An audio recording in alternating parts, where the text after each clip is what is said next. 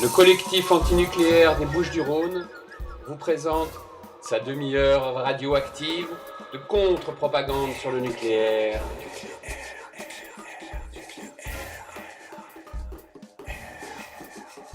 Radio Galère, dans la demi-heure radioactive, émission animée en direct par le collectif antinucléaire des Bouches-du-Rhône les 2e et 4e mardis du mois à 14h15 et en rediffusion le jeudi de 12h à 12h30. Nous sommes un collectif d'hommes et de femmes indépendants de tout parti politique ou réseau institutionnalisé.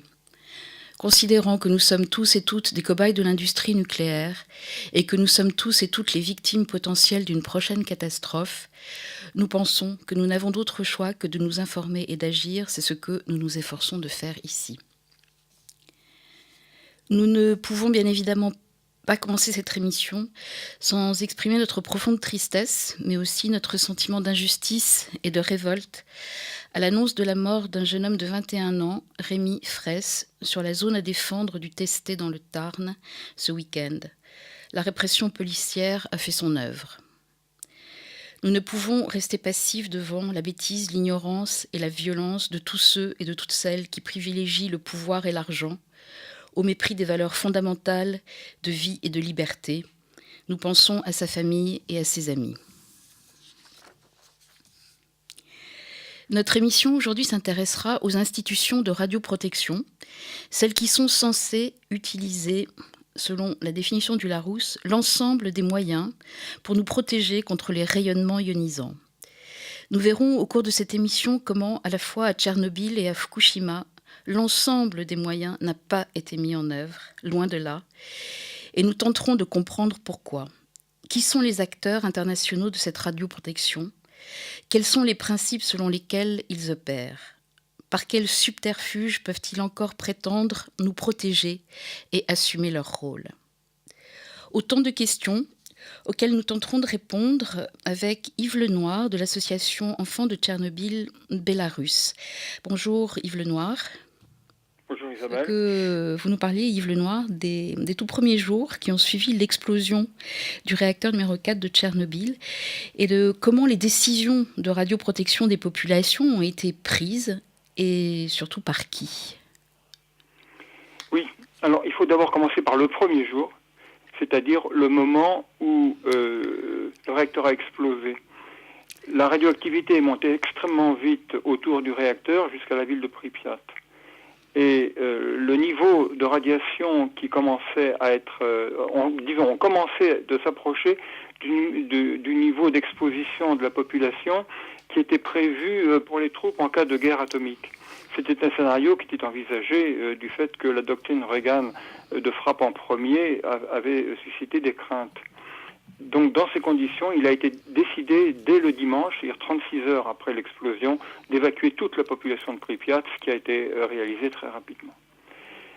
La connaissance de l'explosion n'a été acquise ici en Occident qu'après que la centrale de Forsmark ait détecté une radioactivité anormale et repéré que ça ne venait pas de ses propres installations.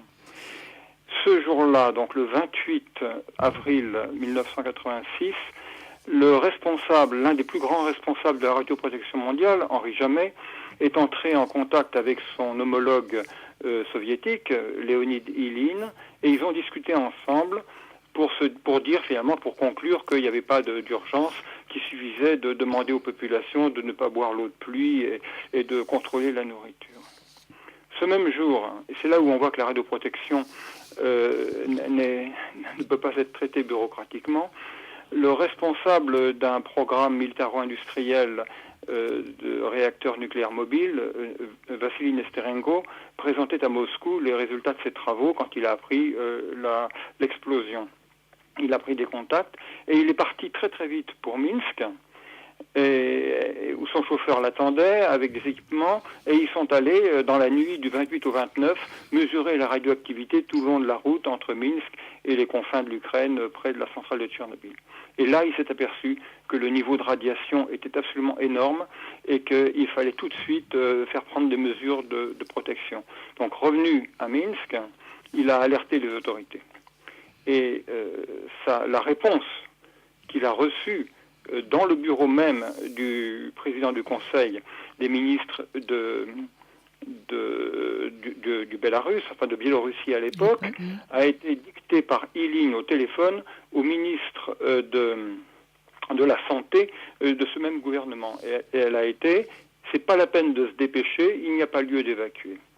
On a donc, dès le début, le lendemain même de la connaissance de l'accident, le 29, on a deux réactions très tranchées, celle d'un physicien habitué à se protéger des radiations dans son centre de recherche, qui demande à ce que la population soit protégée et qui, dans une certaine mesure, l'a obtenu parce qu'il avait de l'influence, et de l'autre, le grand responsable de la sûreté nucléaire de l'URSS, qui, après discussion avec la plus haute autorité en matière de radioprotection dans le monde, qui est le vice-président de la CIPR, qui avait mis sur pied tout le système de l'application des recommandations de la CIPR, qui dit le contraire, qui dit que c'est pas la peine de se dépêcher, qu'il n'y a pas lieu d'évacuer. Là, on a... Excusez-moi de vous interrompre. Pour nos auditeurs qui ne sont pas familiers avec les sigles là, qu'on va utiliser, on peut peut-être préciser ce qu'est la CIPR, hein, dont Monsieur Jamet faisait partie, hein, ou était très impliqué. Oui. Oui. Alors, la Commission internationale de protection radiologique a été fondée en 1928 par des médecins, des radiologues, des radiothérapeutes et des physiciens spécialisés dans la mesure des radiations. Il s'agissait d'élaborer des normes pour protéger les radiologues et les radiothérapeutes qui se rendaient malades à force d'utiliser sans précaution des rayonnements ionisants ou des sources radioactives. Après la guerre, elle a pris... Elle s'est donné la mission de contrôler toute la radioprotection dans l'industrie, enfin dans tous les domaines où on manipule de la matière radioactive et des rayonnements. À ce titre, elle continue toujours d'élaborer, mais des recommandations, et elle s'est donné une commission en 1962, la commission 4, qui a été présidée dès le départ par le fameux Henri Jamet dont je vous parlais, qui est chargé de l'application des recommandations dans toutes les circonstances, que ce soit dans le domaine médical, dans le domaine industriel ou en cas d'accident. Et donc c'est cette responsabilité qu'il avait entre 1962 et 1985 de présider ce comité qui lui donnait finalement l'autorité, puisque c'est lui qui avait, sous sa présidence, que la commission avait mis sur pied tout le système d'application des recommandations. Donc ce monsieur Jamet parle donc à son homologue monsieur Ilyin, qui lui fait partie et est représentant de Alinsker. C'est ça ? Ah oui, alors là c'est le deuxième volet du système international pour qu'une commission qui est chargée d'élaborer des recommandations en matière de protection sur les radiations ionisantes agissent, il faut qu'il y ait un organisme scientifique qui élabore la doctrine concernant ou le savoir qui donne les bonnes informations sur les effets des radiations. Alors à cette fin, dans le cadre de l'ONU, en 1955, on a créé donc le Comité des Nations Unies pour l'étude des effets des radiations, qui est constitué de délégués et de représentants des différents États partis de ce comité. Et il se trouve, historiquement, c'est un fait, qu'on a très souvent la double appartenance, c'est-à-dire que, par exemple, Henri Jamet était le représentant de la France à l'UNSCER, et Léonid Ilyin, qui n'était pas encore à la CIPR à l'époque, était aussi le représentant de l'URSS à l'UNSCER. C'est à ce titre, évidemment, qu'ils avaient des contacts étroits en dehors de toute autre considération. Alors, c'est là où, si vous voulez, on comprend tout de suite le vice, c'est que ceux qui sont chargés d'étudier les conséquences des effets des radiations sur les gens, sur les hommes, sont aussi ceux qui élaborent les recommandations de radioprotection. Donc s'ils se sont trompés, c'est eux qui vont juger les erreurs qu'ils ont faites. Dans ces conditions, le cercle vicieux se referme et la connaissance réelle des effets des relâchements de radioactivité dans l'environnement sur les hommes ne peut pas être connue de façon certifiée dans un rapport voté par l'ONU, comme tous les rapports de l'UNSCEAR le sont. Alors revenons à Tchernobyl. Quel a été les remerciements qui ont été... qu'est-ce qui s'est passé avec Monsieur Nesterenko Oui, alors, au final? alors Vassili Nesterenko, la séquence est assez courte. Vassili Nesterenko continue, lui, avec ses équipes, après avoir fait ses premières observations dans la nuit du 28 au 29. D'abord, le 30, il va à Tchernobyl, il survole le réacteur pendant une demi-heure avec Valéry Legasov. Il y avait 4 sieverts dans l'hélicoptère. Ça veut dire que s'ils étaient restés une heure au-dessus, ils auraient pu en mourir. Ils sont restés une demi-heure. Le pilote qui a fait 2 vols, lui, est mort. Donc là, il fait des mesures pour savoir combien de temps les liquidateurs peuvent travailler sur le toit. C'était indispensable d'avoir quand même une idée précise de la radioactivité au niveau du toit. Ensuite, il demande à ses équipes de son institut de recherche nucléaire de battre la campagne pour mesurer les retombées. Et il note des choses hallucinantes qui l'amènent à penser qu'il faut évacuer non pas à 30 km, mais à 100 km. Et cette recommandation qu'il fait au gouvernement est mise en gros en délibéré jusqu'au 7 mai, qui est la date d'une réunion du comité central. Et il se trouve que la CIPR, toujours très réactive, a organisé sa première réunion de travail international à Copenhague le 6 mai, 10 jours après l'accident, pour conclure exactement comme Ilyin et Jamais en étaient convenus ensemble le 28. Donc, on n'évacue pas. 10 jours après l'accident, sous la présidence du président de la CIPR, les experts disent « Bon, c'est bien, on ne boit pas l'eau de pluie, on surveille les aliments et on n'évacue pas ». Alors, Vassili Nesterenko, qui avait donc demandé à ce qu'on évacue, il est tout simplement viré du comité central, puisqu'il apparaît comme un panicard, vu que la plus haute autorité mondiale a dit que ce n'était pas la peine.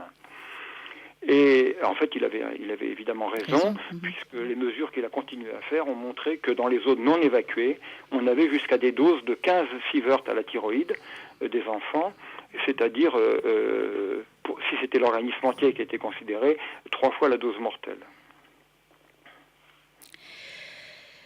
Excusez-moi, je reste un peu sans voix parce que c'est toujours complètement terrifiant. Alors, une deuxième séquence qui serait peut-être intéressant de relater, c'est ce qui s'est passé autour de Tchernobyl en 1989, c'est-à-dire 3 ans après l'explosion. Et quand la population, en fait, se rend compte que l'état de santé des enfants est en train de se dégrader et exige d'être évacués. Et là, on assiste encore à une belle... vous allez nous raconter. Une sorte de répétition, oui, de cette séquence. Alors, fin 88, début 89, tout se détraque dans les zones contaminées. Le cheptel a des malformations hallucinantes, les enfants commencent à être sérieusement malades, et le gouvernement est obligé de publier les cartes qu'il gardait secrètes des retombées de l'accident. Les gens s'aperçoivent alors, avec ces cartes en taches de léopard, que nombreux parmi eux vivent dans ces régions très contaminées. Et ils exigent d'être évacués. Mais l'évacuation, ça coûte très cher. Il faut rebâtir des maisons. Enfin bref, on en avait déjà évacué 150 000 à peu près, ou un peu plus après l'accident. Et là, brusquement, on voit qu'il y a des centaines de milliers de personnes qui demandent à être évacuées. Alors il y a une discussion qui a lieu à Vienne entre justement tous les experts dont j'ai parlé. Vienne, ça veut dire les locaux de l'AIEA. Justement au début l'Agence internationale pour l'énergie atomique. Voilà, oui. Et il se trouve là que tous les experts sont là en train de discuter. Il y a Ilyin, il y a Jamais, il y a tout le monde.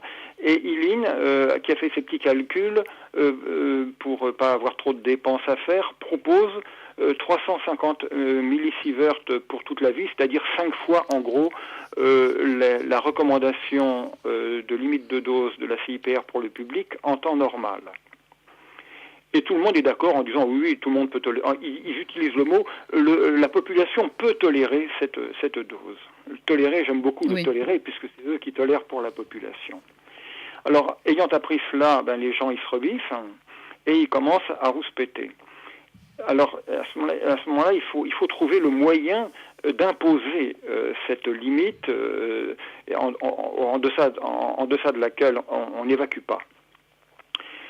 Alors, comme la CIPR... Allô ? Vous m'entendez, allô ? Oui, oui. Ah oui, allô, bon. Comme la CIPR ne veut rien dire pour les gens, il faut une institution qui a une autorité, une crédibilité supérieure. Donc on demande à l'OMS de mandater une mission d'experts qui est en fait composée de 2 grands responsables de la CIPR, son président, Dan Benninson, un grand copain de jamais, et puis Pierre Pellerin du comité 3 des radiations externes. Qu'on connaît bien en France. Oui, qu'on connaît bien en France, c'est pas la peine de le présenter. Et puis il faut un porte-drapeau qui soit effectivement de l'OMS. Alors on prend vraiment quelqu'un qui n'a aucune publication, qui n'a rien fait dans ce domaine et qui est le secrétaire du bureau de radioprotection de l'OMS, un simple bureau qui sert en fait de faire une liaison avec la CIPR. Et ces gens-là s'en vont dans l'ex-URSS et participent à des réunions officielles et à des débats publics. Et lors d'un de ces débats publics, on peut enfin comprendre ce que veut dire radioprotection au sens de la CIPR. Il y a un opposant, qui est un physicien d'ailleurs, qui s'occupait d'une association pour les évacuations, un Gemastayev, que j'ai rencontré moi l'année suivante à Minsk, qui pose la question à Benninson en lui disant « mais c'est pas possible, 350 millisieverts c'est trop, il faut évacuer en dessous ». Et Dan Benninson lui dit vous n'avez pas d'argent, vous ne pouvez donc pas évacuer, vous n'avez donc pas de problème. Ça peut paraître obscène, intolérable, mais en fait, c'est l'application stricto sensu du principe d'optimisation. Oui, j'allais y venir, c'est-à-dire en fait que tous ces gens, pour établir leurs recommandations, se basent sur des principes. Alors il y en a, il y en a 2. Vous en décrivez 2. Il y a on va en parler, le ALARA et puis le principe d'optimisation. Alors le ALARA, c'est un acronyme pour l'expression anglaise as low as reasonably achievable, ce qui veut dire que en fait les doses ne doivent pas dépasser un seuil raisonnable. Mais ce qui est intéressant, c'est qu'on rajoute à ça taking into account economic and societal factors. Alors en tenant compte de facteurs économiques, ça je pense que c'est bien souligné, et sociaux. Oui. Et ça c'est les principes posés. C'est un principe posé par toujours la même CIPR. Oui, alors c'est un principe qui a été forgé au fil du temps parce que c'est un principe de droit mou, donc ça peut donner place à plein d'interprétations et à plein de variations.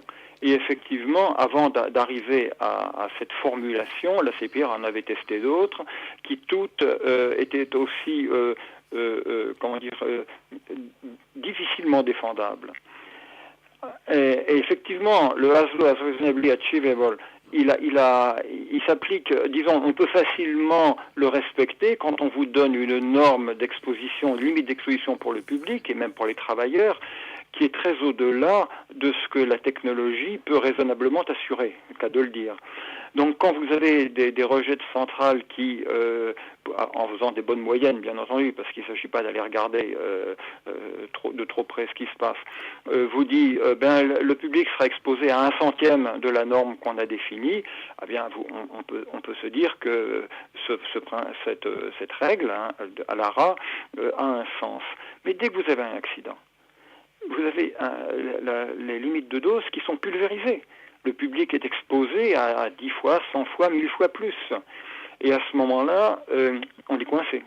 On ne peut pas le mettre à l'abri, ou on ne l'a pas fait. Et donc, de toute façon, il a pris ses doses.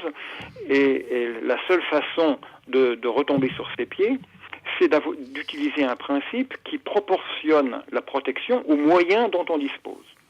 Et c'est exactement ce que veut dire la phrase de Benninson. Vous n'avez pas de moyens, donc vous ne faites rien. Et comme ça, le problème est réglé, on respecte le principe d'optimisation. Oui, moi j'entends là-dedans, ça coûtera trop cher d'évacuer, ce n'est donc pas raisonnable, économiquement. Donc c'est même pas que ça coûte trop cher, c'est qu'il n'y a pas d'argent. Et effectivement, il n'y avait plus d'argent. Le Bélarus avait consacré, je ne veux pas dire de bêtises, mais je crois 25 fois son budget, le budget du gouvernement, dans les 4 années qui avaient précédé, ou les 3 années qui avaient précédé, pour gérer les conséquences de Tchernobyl, évacuer les gens, enfin tout ce que ça avait coûté. Il n'y avait plus d'argent dans les caisses. Hein. Et à partir de là, le principe d'optimisation vous dit on fait rien. On fait rien. Et c'est tout le scandale que représente finalement un accident atomique. Hein. C'est qu'on est dépassé. Alors on retrouve, on l'a déjà dit ici à plusieurs reprises dans cette émission, mais c'est bien de le répéter, de Tchernobyl à Fukushima, on retrouve les mêmes personnes, les mêmes institutions, les mêmes principes de base pour gérer la catastrophe. Est-ce qu'on peut dire qui est en fait, j'allais dire à la manœuvre là à Fukushima aujourd'hui ? Oui, il faut déjà replacer tout ça dans un contexte de retour d'expérience. À Tchernobyl, il y avait eu au début une grande pagaille. Or, la pagaille, c'est la pire des choses pour les gens de la radioprotection internationale. Ils ont toujours essayé de préserver une façade d'unanimité pour ce qui concerne les recommandations, les chiffres, les effets, etc. Cela uniquement pour éviter que le public ne s'alarme et se dise finalement il y a des incertitudes, ils ne sont pas d'accord entre eux, donc c'est vraiment plus dangereux qu'on le dit, etc. Donc il faut vraiment qu'il n'apparaisse aucune controverse qui pourrait exister à l'intérieur, qu'elle n'apparaisse pas à l'extérieur. Or après Tchernobyl, comme ils ont été pris de court, il y a eu une grande pagaille et effectivement le public a pu se rendre compte qu'ils n'étaient pas d'accord entre eux sur les conséquences à en attendre. Ils ont pris des mesures rectificatives dans leur organisation, les textes réglementaires au niveau de l'ONU, pour que ça ne se reproduise pas. Et effectivement, à Fukushima, ça ne s'est pas reproduit. Donc ça c'est déjà une chose à noter. Ils avaient tout de suite, vraiment c'est dans les 2 mois qu'on suivi Tchernobyl, ils avaient discuté entre eux de ça et ils ont fait voter à l'ONU les 2 conventions d'assistance et de déclaration qui ont réussi effectivement à éviter que se reproduise à Fukushima ce qui s'était produit après Tchernobyl. Ensuite, le savoir-faire de Tchernobyl, il fallait en faire profiter Fukushima. Et donc un certain nombre de gens qui étaient intervenus pour calmer les choses, pour bien préparer l'opinion et les publications dans le sens où finalement Tchernobyl, les conséquences c'est pas si grave que ça. Donc les gens qui avaient été à la manœuvre pour ce travail, on leur a donné la responsabilité de coordonner le même genre d'action à Fukushima. Alors on peut en considérer 2 qui sont un peu emblématiques. Le premier, c'est un soviétique, Mikhail Balonov, enfin un russe, Mikhail Balonov, qui s'est fait connaître après Tchernobyl en ayant exposé la femme de son jeune collaborateur qui était enceinte, en la faisant venir avec lui dans les zones contaminées pour persuader les populations que les radiations n'étant pas dangereuses, on pouvait faire venir son collaborateur et sa femme enceinte pour habiter dans ces régions-là et faire le travail de dosimétrie et autres travaux techniques dont il avait la charge. Ça l'a propulsé à la CIPR et ça l'a propulsé à la direction de la rédaction d'un des grands chapitres du fameux rapport du Tchernobyl Forum, qui est au terme duquel on sait maintenant qu'il n'y a eu que 47 morts à Tchernobyl, 4000 cancers de la thyroïde et que pour le reste, on ne peut pas l'attribuer à Tchernobyl. Donc cet homme, avec un aussi joli parcours, a été envoyé à Fukushima pour coordonner les études de dosimétrie de l'accident. Et là, à partir de la dosimétrie, vous faites les prévisions sur les séquelles. Donc c'est vraiment le point de départ déterminant. Il faut maîtriser la dosimétrie pour pouvoir faire les prévisions des dommages à la santé. Ça c'est donc un des premiers grands responsable de Tchernobyl qui se succède à lui-même à Fukushima. Un deuxième homme est important dans cette affaire, c'est Jacques Lochard, donc un Français, qui a été, en gros, je fais court. Hein, oui, parce que malheureusement, on n'a plus trop de temps. Qui a été en gros mise en place par Henri Jamet à la direction d'une institution que Henri Jamet a fait créer au sein du CEA, mais en fait, en apparence indépendante du CEA, qui s'appelle le CEPN, Centre d'évaluation pour la protection nucléaire, ou un acronyme de ce genre. Sur l'évaluation de la protection dans le domaine nucléaire, oui. Voilà. Et qui se trouve être une association, une association non gouvernementale, loi 1901, avec 4 membres, EDF, CEA, Areva et IRSN. Institut de radioprotection et de sûreté nucléaire, excusez-moi, je précise. Oui, de l'époque, et qui a été institué pour mettre en œuvre le principe de précaution, qui est un principe qui demande beaucoup de mathématiques, compte tenu de la complexité des choses. Alors, cet homme donc a été directeur du CEPN, Jacques Lochart, depuis 1979. Et au fil du temps, la radioprotection n'a plus été un domaine où régnaient, entre guillemets, les radiobiologistes, les spécialistes en effet des radiations, mais très vite, et surtout après Tchernobyl, on s'est aperçu que c'était un domaine strictement économique, de gestion des ressources, et pas aux autres choses, donc où des mathématiciens capables de mettre en œuvre des modèles compliqués étaient nécessaires. Et la CIPR a fait appel aux spécialistes du CEPN dès le début des années 2000, au sein même de son comité 4. Et Jacques Lochart se trouve maintenant, après avoir présidé le comité 4, se trouve maintenant vice-président de la CIPR. Et à ce titre, il applique au Japon la méthode qui a été mise en œuvre grâce à des fonds de la communauté européenne au Bélarus pour persuader la population que les suites de Tchernobyl se gèrent très bien avec des réunions où on discute, où on vous dit qu'il ne faut pas avoir peur, où on vous dit que il suffit de faire attention à ne pas manger les champignons, mais où aucune mesure propre à évaluer réellement votre charge de radioactivité, les moyens pour la faire baisser, aucune mesure de ce genre n'est proposée. On disait... Oui, pardon. Oui, on se disait que, en fait, le gouvernement japonais a déserté les lieux. Il y a aussi une défaillance, une méconnaissance dans le corps médical japonais des effets de la radioactivité et des effets et des conséquences sanitaires de Tchernobyl, les réels, pas les. Et que donc le champ est libre pour toutes ces institutions comme le CIPR, la CIPR, le CEPN, l'Institut de radioprotection et de sûreté nucléaire français qui va régulièrement, le champ libre pour gérer les conséquences de Fukushima. Oui, c'est pire effectivement de ce point de vue-là, c'est bien pire que dans l'ex-URSS où il y avait une grande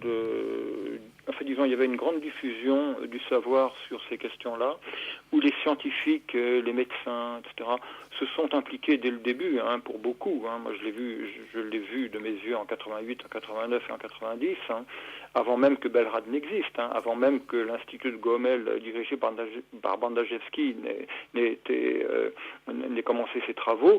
Il y avait énormément de choses qui avaient été faites par un nombre que je ne saurais donner tellement ils étaient nombreux, de scientifiques. Au Japon, on n'a pas observé ça. Il y a quelques travaux, bien entendu, il y a quelques personnes qui connaissent, mais on voit que globalement, on n'a pas ce niveau de compétence qui existait dans l'ex-URSS.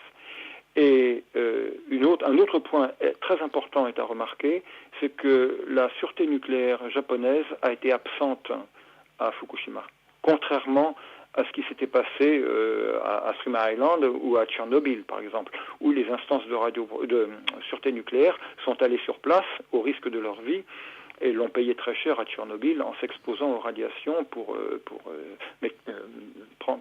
évaluer la situation et faire prendre les bonnes mesures pour stopper l'accident. Donc à Fukushima, on peut dire que la sûreté nucléaire japonaise a perdu la face. et de ce fait n'est plus crédible, et c'est la place libre pour l'Agence internationale pour l'énergie atomique, qui est déjà en charge du fait des textes de coordonner la gestion de la crise. Alors elle en profite, elle a bien raison, il n'y a pas de raison qu'elle n'en profite pas, et elle s'installe donc au Japon, elle installe des bureaux, un grand bâtiment qui a été créé pour elle, et qui va servir de centre de formation à la gestion des accidents atomiques. Alors malheureusement, on est arrivé quasiment à la fin, à la fin de notre émission. Ce que je constate, c'est que, en fait, tout ça, c'est terrible pour les populations qui sont livrées à elles-mêmes, et que on dirait que la radioprotection, eh bien, elle est laissée à la bonne volonté des associations, ce qui me permet de faire une transition habile pour introduire votre campagne Tchernobyl Forever, si vous voulez bien nous en parler vraiment en 2 minutes, je suis désolée. Ou si on peut se référer à un site internet. Oui. Alors déjà, sur notre site, facile à trouver, avec Google, on tape enfants de Tchernobyl Bélarus et on tombe sur notre site, donc c'est pas la peine d'en dire plus. Alors le problème pour nous, c'est la durée. Les conséquences de Tchernobyl, il y en a encore à peu près pour un siècle. Et il n'y reste plus qu'un seul institut indépendant qui protège réellement le peu de gens, vu ses moyens, qu'il peut réellement toucher, et essentiellement des enfants. Cet institut est à Minsk, dans un pays où il n'y a pas d'argent, et donc où les gens ne peuvent pas payer la radioprotection. Donc c'est nous qui assurons à peu près 80% du budget de fonctionnement de cet institut. Et pour durer, il faut prendre des initiatives. Et cette année, on a décidé de lancer cette grande opération de publication d'un livre DVD. C'est un beau livre, un livre de photos qui ont été prises en 2006 par un photographe qui est resté plusieurs semaines dans la zone interdite, à Pripyat, et qui a réfléchi, qui s'est imprégné des lieux et tout pour faire quelque chose qui se tienne et qui est vraiment magnifique. Et puis, dans ce livre DVD, il y a aussi toute une synthèse de ce que représente la radioprotection et le travail de Belrad dans le contexte post-Tchernobyl, essentiellement du Bélarus. Donc il est en 6 langues, il a été traduit en 6 langues. Sur le DVD, il y a donc les 6 versions. Et il y a un petit film soviétique qui montre le travail de construction du sarcophage et qui permet de se rappeler à quel point c'était la guerre, une guerre épouvantable. Et nous espérons que les 3000 exemplaires que nous avons fait faire, et qui sont entièrement, dont la vente sera entièrement dédiée à Belrad, trouvera bien preneur parmi toutes les personnes qui s'intéressent à ce sujet. Bien, donc on vous encourage à aller acheter cet ouvrage. Merci Yves Lenoir pour toutes ces informations précieuses.